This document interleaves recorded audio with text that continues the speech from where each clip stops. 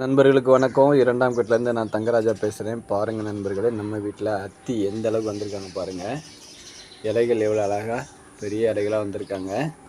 நம்ம இதை கட் பண்ணி வளர்க்குறது தான் நல்லதுன்றதுனால முனையை கட் பண்ணிட்டோம். பாருங்கள், அடுத்தடுத்து தழுவு வந்துட்டுருக்காங்க. பாருங்கள், பக்க கிளைகள் வந்துட்டாங்க. ஒரு 4-5 பக்க கிளைகள் வந்திருக்காங்க. பாருங்கள், சூப்பராக வந்திருக்காங்க. 1-2 இலைகள் மட்டும் கொஞ்சம் சுருங்கியிருக்காங்க. அதுவும் சரியாயிடும், ஒன்றும் பிரச்சனை இல்லை. பாருங்கள், சூப்பராக வந்திருக்காங்க. அத்தியை பற்றி உங்களுக்கு நல்லாவே தெரியும். அத்தி பழம் வந்து நமக்கு ரத்தத்துக்கு ரத்தம் ஊடுறதுக்கு ரொம்ப நல்லது.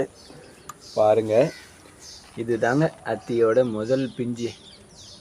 குட்டியாக வந்திருக்காங்க. இது நல்லா பெருசாக வந்ததுக்கப்புறம் காமிக்கிறேன்.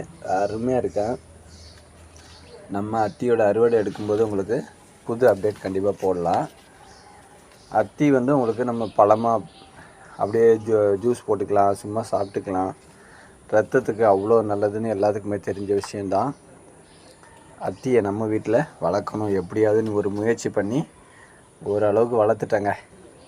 கிட்டத்தட்ட ஒரு 4 அடி ஹைட் இருக்குது. சூப்பராக வந்துட்டாங்க. இதுக்கப்புறம் இதில் 4 கிளைகளாக வர போகிறாங்க.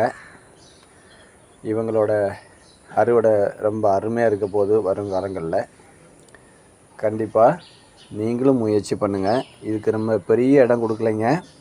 நம்ம வீட்டுக்கு சைடில் வந்து ஒரு 3 அடி இடம் இருக்குது. அந்த 3 அடியில் தான் இவங்களை வச்சுருக்கேன். சூப்பராக வந்திருக்காங்க. கண்டிப்பாக நீங்களும் முயற்சி பண்ணுங்கள் நண்பர்களே. உங்கள் வீட்டில் சின்ன இடம் இருந்தால் போதும், அந்த இடத்துல இதை வச்சு வளர்க்க முயற்சி பண்ணுங்கள். தேங்க்யூ நண்பர்களே. நம்மளுடைய சேனலை பாருங்கள், சப்ஸ்கிரைப் பண்ணுங்கள், சப்போர்ட் பண்ணுங்கள், ஷேர் பண்ணுங்கள். மறக்காமல் அந்த பெல் பட்டனை தட்டி விடுங்க.